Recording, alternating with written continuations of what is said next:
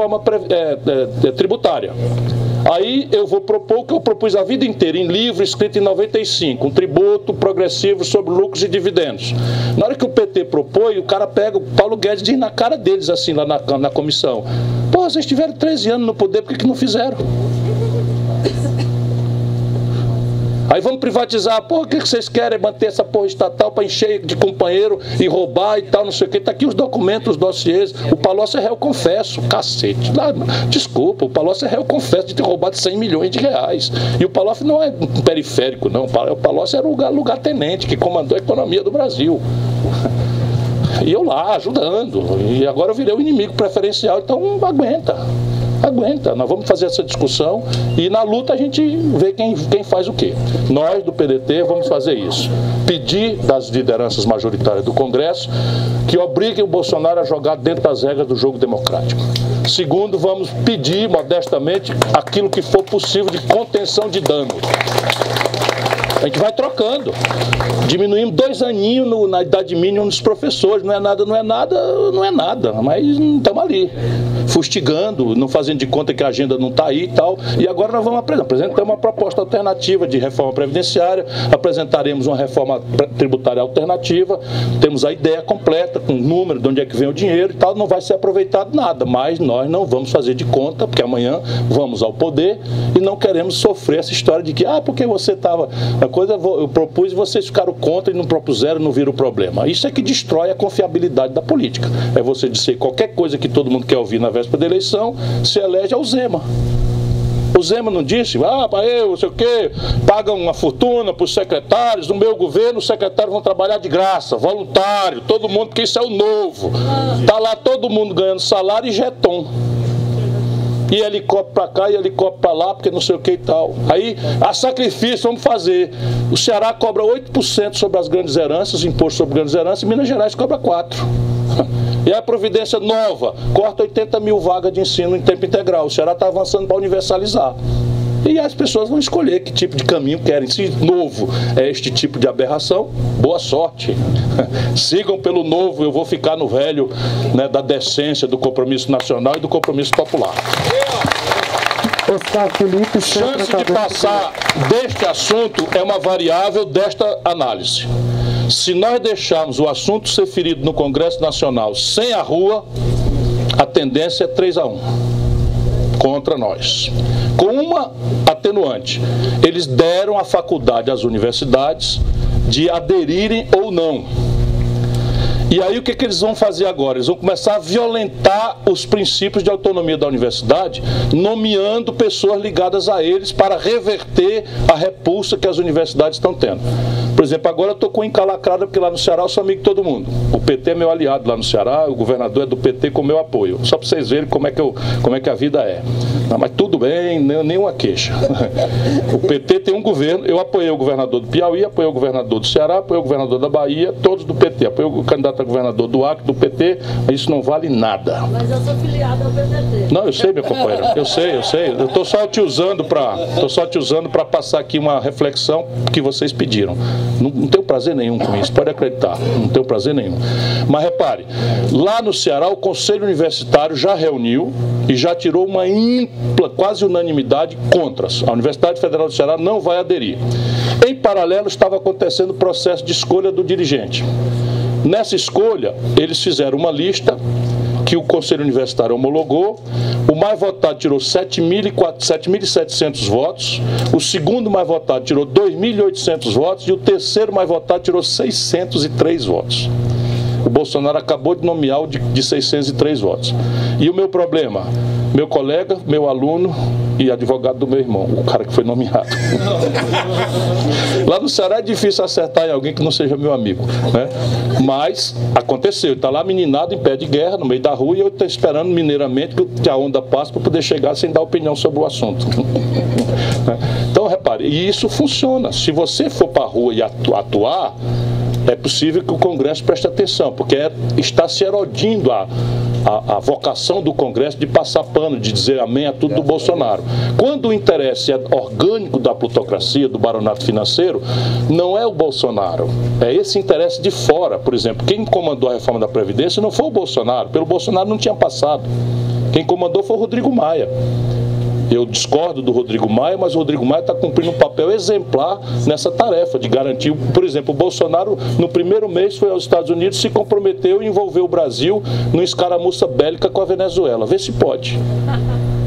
Aí, quando ele chegou aqui falando essas asneiras, o Rodrigo Maia deu uma declaração, o bastidor nós conversamos, deu uma declaração dizendo, não tem nada de guerra não, quem autoriza guerra é o Congresso brasileiro e nós não vamos autorizar isso daí. Botou a viola no saco. Você tem ideia da importância disso? É absolutamente grave. Portanto, tem que fazer esse jogo, né, de humilde, mais agressivo na rua, para que o Congresso tenha sensibilidade, né, de não deixar uma aberração dessa passar. Então, sem a rua vai acontecer mesmo? Não vai, porque depende da autorização da universidade. E cada universidade que aderir, para transformar-se de autarquia em OS, precisa de uma lei específica. Então, vai ser episódio por episódio, e o Bolsonaro, naquela altura, não terá mais capital político nenhum para esse tipo de conflito. Ele vai começar a ter que selecionar os conflitos mais graves. Então essa é uma tese que a gente pode ganhar. Oscar Felipe, Centro Acadêmico de Letras da UENG. Boa tarde, Ciro. Boa tarde a todos. Ciro, eu tenho para mim, e claro que não é uma análise de conjuntura exclusivamente minha, que desde o processo de impeachment da presidente Dilma, passando pela farsa da Lava Jato, que agora a gente sabe que é uma farsa, que culminou na prisão do ex-presidente Lula, e aí todo o processo de fake news nas eleições, que nada foi feito, que também culminou na eleição do presidente Bolsonaro, eu acredito que nós tivemos um cerceamento da nossa democracia brasileira. Então minha pergunta é, você concorda que a nossa democracia foi, de certa forma, sequestrada? E qual perspectiva você e seu partido vê de mudança nisso? Veja, meu companheiro, eu não estou aqui para agradar, eu estou aqui para provocar que nós pensemos juntos. Então, democracia não é um regime de concessão, onde um anjo vingador, uma personalidade exuberante, um maravilhoso amigo, companheiro, desce do céu ou do Olimpo, estala o chicote e bota as coisas em ordem por nós. Isto é um caudilismo sul-americano, personalista, culta personalidade, que nunca foi sequer a esquerda. Há muita confusão entre nós, mas isso nem esquerda é, pelo contrário. Esse populismo é coisa de direita muito solidamente. O que eu quero dizer é que o Brasil não é uma sociedade que tem tradição democrática. Então eu me ponho em perspectiva para ajudar a pensar. O que está acontecendo agora é a regra. A tua geração viveu num ambiente de exceção. O mais longo período de vivência democrática, o protocolo democrático, o direito de se reunir sem apanhar, o direito de fazer um grêmio estudantil sem ser morto ou torturado, o direito de votar e ser votado, esse rudimento de democracia liberal, o mais longo período que nós tivemos aconteceu entre a Constituição de 88 e a derrubada da Dilma. 25 aninhos. O resto da história brasileira é uma história de golpe, de autoritarismo, de violência política, que deu no suicídio do Getúlio, que deu no golpe de 61, que deu no golpe de 64, que deu no golpe de 68. Percebe? Essa é a nossa lógica. Só 3 presidentes na nova República, depois da República Velha, terminaram o mandato no Brasil. Juscelino, Fernando Henrique e Lula. Só 3. O resto, todos ou morreram, ou renunciaram, ou se suicidaram, ou morreram, ou se suicidaram, ou foram exilados, violentados, caçados, perseguidos, presos, etc, etc. Isso, então, nos põe o desafio contemporâneo. Se democracia não é um regime de concessão, e se a história brasileira é essa, nós não podemos esperar concessões de quem tem o poder. Poder ninguém reparte com ninguém, não. Poder ou se conquista ou não se tem. E esse é o desafio presente. Então, o que está acontecendo hoje? Aproveitando as mazelas, os maus exemplos, a rendição do pensamento de esquerda ao neoliberalismo, com uma agenda de humanização da agenda neoliberal, isso não é um fenômeno brasileiro, não, é um fenômeno europeu, grave, né? O jovem da tua idade na Espanha não acredita mais na política mesmo, porque ele viu, tu não tem 30 anos ainda, 22, pois é, parece um pouquinho mais pela maturidade, não? Mas um jovem de 30 anos, né, na Espanha, viu todos os partidos do espectro eleitoral e ideológico irem ao poder. do generoso PSOE que fez a luta contra o franquismo, até o Partido Democrata Cristão, os separatistas bascos, todos foram a coalizões de poder, o Partido Verde, todos replicaram a mesma matriz de economia política e alguns tentaram humanizá-la, essa agenda, como nós fizemos no Brasil.